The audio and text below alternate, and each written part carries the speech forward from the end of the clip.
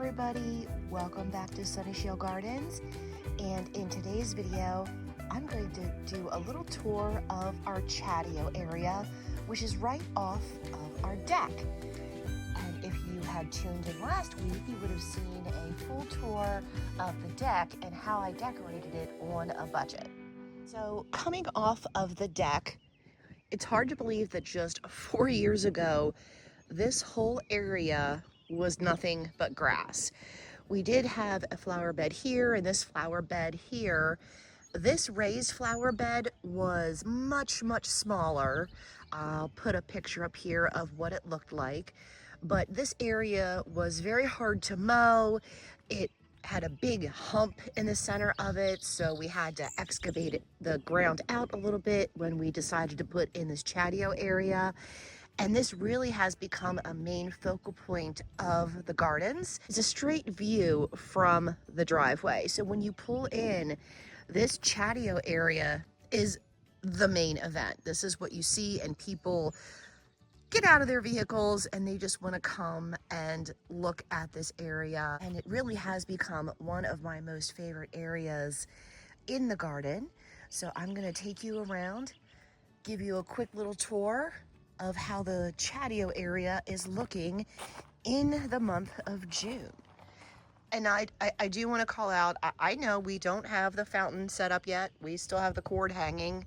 I know things have been a little crazy this year, and I have been moving at a much slower pace because I have a little bit of an injured shoulder right now. And I wasn't going to film this video, but I thought, you know, this is real life, and yes, I have empty containers and there's cords sticking up, but you know, this is how my gardens look right now, and I'm sure there are other people out there whose gardens could be a little bit better in their eyes, but overall, I mean, it really is, I think, quite a beautiful area. So I'm gonna focus on the good and not the things that still need to be set up. All right, here are the steps that you step down into the patio area. I do have a little lime hydrangea right there that is all ready to bloom. Then if I pan over this way, we have 2 sedums, 3 boxwoods, again, excuse the trash can. And we just recently installed this giraffe hose reel. I'm not sponsored, but I love it. It makes watering so much easier. I believe this is a 100-foot hose reel, and the hose reel actually does retract all the way out, and it does reach the front garden. So that's been a really nice addition and making things a lot easier. And I got this cute little bird feeder over the winter at the local garden center, so we popped that up there, and the birds have really been going crazy, enjoying this little additional feeding area. So down here, I have a couple of ostemarias that are looking a little tired because, my goodness, it has been so incredibly hot. I have some basil that's coming back, and penstemon. You're gonna see penstemon everywhere, and there's a reason for that. I'm letting it go to seed and collecting all the baby plants because I want to put a big drift of penstemon in my front flower bed. And you will notice that our mulch is bark. It is not tan bark mulch. It is actually chipped up wood. And because we have so many gardens to mulch, we had to go with a cheaper option because using regular tan bark, we just could not afford it. We were about looking at over $1,000 to have, you know, the regular tan bark delivered. So we found a local arborist who sold wood chips really cheap, and these wood chips have really done well at suppressing the weeds, keeping everything in check, and retaining the moisture into the ground, which of course is the most important thing. So if you're looking for a way to save money and to still cover your flower beds, wood chips are the way to go. I have an old pair of my husband's boots right here with some succulents in it. And you can see around the whole patio area, we have all these big stones lined up, and these stones we actually got for free. The majority of them came from my neighbor. He did not need these rocks anymore, so we went over and ripped all these rocks up, and I used a whole bunch along here to build this bigger raised flower bed, and it really has accented this area and given it a nice kind of defined feel. Even though it is natural and rustic and it's not circular or oval, it's a very random shape, it does give the area a little bit of structure and definition. So it's a nice defined area. We did excavate this out, like I said. Then we laid down some landscape fabric, and I'll pop up some pictures there, and you can see us laying the stone down. Of course, the main seating area, these chairs I do not like. They were free, so that is why they were here. I am really focusing on minimizing the amount of money spent this year. Not the eventual look I want to go for, but hey. We do have a umbrella stand right here, so when it gets really hot out, we can pop our umbrella up. And this table, husband just spray painted again. It was all rusty and it looked in really bad shape, but he gave it a nice coat of spray paint, and now I think it looks great. Sometimes all you need is a little spray paint to make things better. Over here, I got this firewood stand last year from Amazon. I did not spend a lot of money on it, but I think it's just so sweet because we used to just kind of randomly have piles of firewood, and I wanted a location for the firewood to stay. This is husband's seat, so when he's tending to the fire, he can just hop up off the chair, grab the firewood, and keep the fire going. And I know the mat underneath, again, looks really bad. We got to replace that, but we're just going to ignore the ugly and focus on the pretty. Okay, so coming over here, I always say this plant wrong. I want to call it Angelonia. I don't know if that's right.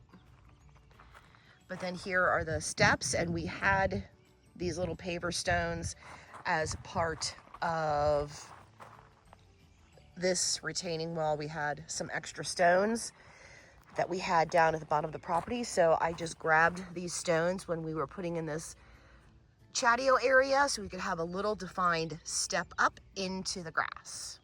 And over here I'm gonna put up a shot that I took a couple of days ago of this area as well. This bed is filled with low maintenance, easy plants that I bought mostly on sale.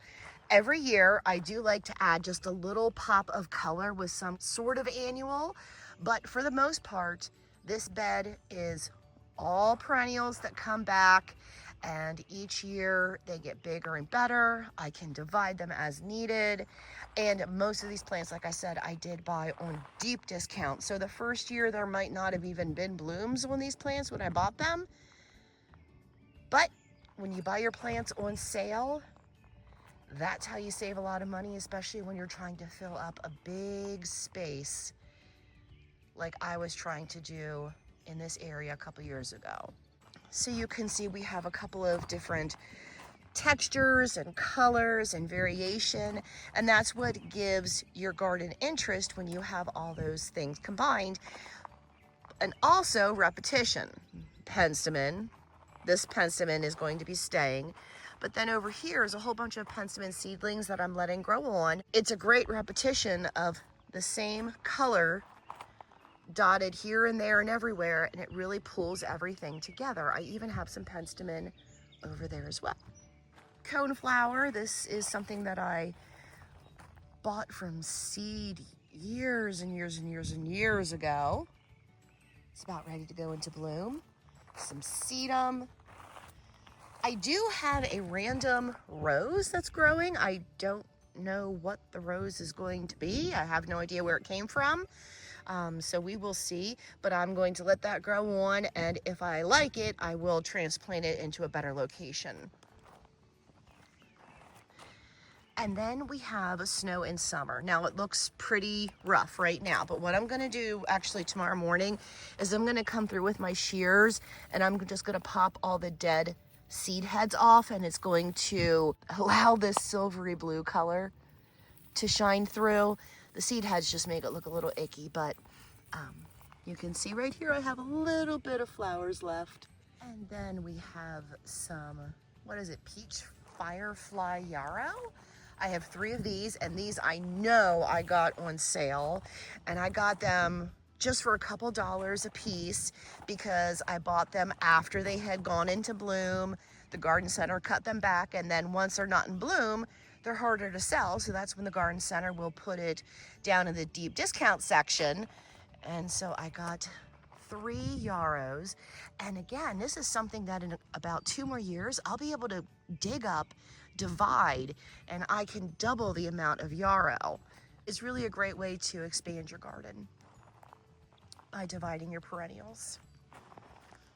Here I have I believe this is a spirea. Yeah, this is a spirea. This is a really small shrub that I bought on a discount, and I just love this purple color with the peach firefly, and then of course the penstemon, and then you can see a little bit of larkspur popping up in the background. Panning over this way, I will show you a video of a couple days ago before we had a storm. These planters really took a hit, so they're looking a little rough. I did give them a good water, so they did pop back, but they're gonna need some fertilization as well. My other plant that I consider a signature plant in my garden, other than the penstemon, is larkspur, because this was all free. Every year what I do after the larkspur is done blooming, I hack it back, I spread the seeds around, and then I let them grow up again next year. So these only have a little bit more time to go before it's time to cut them back. If you want to see a full garden tour of the garden path that I created and how we designed this area and filled it up, that's going to be in a future video. So make sure that you're subscribed so you don't miss that video. On the other side of the path, just for consistency's sake, more larkspur. So I just threw some seeds here last year, threw some seeds there last year, and now it all popped up. So it gives a really nice entrance into the garden path area. Coming up right along the deck. Oh, wow. Can we see how pretty the sunset is without the orange bucket? Wow, really pretty. Okay, then coming over to this side, we have a lot of daisies that have not bloomed yet, but they're about ready to. I sprinkled in a whole bunch of annuals. I transplanted a sedum. This sedum, I think I broke up into 4 or 5 different pieces. So there's a chunk of it, there's a chunk of it, there's a chunk of it, and over there's a chunk of it as well, I do believe. Oh, and right there too. Yeah, so I was definitely able to get a lot of sedum out of that one clump. Blueberry bush is looking good and will be producing fruit within a good month or so. Then we have the penstemon and penstemon back here. We will get this eventually set up. I know we need a new one. We bought this on a budget just to see if we liked having a water feature here. And of course, yes, we do. So eventually we will be getting an actual concrete fountain. But for now, this is from Amazon. It was under $200. It's like a plasticky kind of thing. But I mean, before it started wearing away, it's really nice. So we'll get that set up and I'll show you that in a future video as well. Then I have a rustic tin right there, and I have some daylilies. Now these daylilies were given to me for free 8-9 years ago. I planted them in here and I have never moved them. So they have been in this container for that long, and every year they give quite a show, and this year's gonna be no different. Look at all those buds. Oh, it's gonna be so pretty. Down here I have a little bit of sedum ground cover. I also have some ajuga, another boxwood. I did take this little yellow container and put some woolly thyme in it, so that's going to spill over. And then this container right here, I need to get some soil. And then once I get some soil, you can see the smoke bush that I have right there in the background, the yellow one. I'm going to put that smoke bush in that container. So I think that's going to be a really good pop of yellow, because this yellow is short-lived. Daylilies, you know, especially where I live, they get scorched in the sun. So once they bloom, I will be hacking this whole thing back. So the yellow's not going to be around for too long. So I think that's going to be a really good pop of yellow right there. And then in a couple years, when I get tired of looking at it right there, I'll transplant it out into the gardens. And then to talk a little bit about the watering system, we actually bought this hose splitter, I think for $10 last year at Ocean State Job Lot, and has worked really well. Right now we just have 2 hoses set up. We have the one hose for the giraffe hose reel right there, and then the other one there snakes all the way underneath the deck, all the way down, and it's all the way over there attached to another giraffe reel, which you will see in a future video. I did have one of those hoses that, you know, kind of like expanded and retracted. So we had this hanging here, but that broke and we could never keep them from not breaking. So we were wasting so much money on those stupid hoses. So I just thought I'd hang a basket there with an extra wand if needed. But yep, that's my little watering maintenance area. Now we're back to where we started with the limelight hydrangea.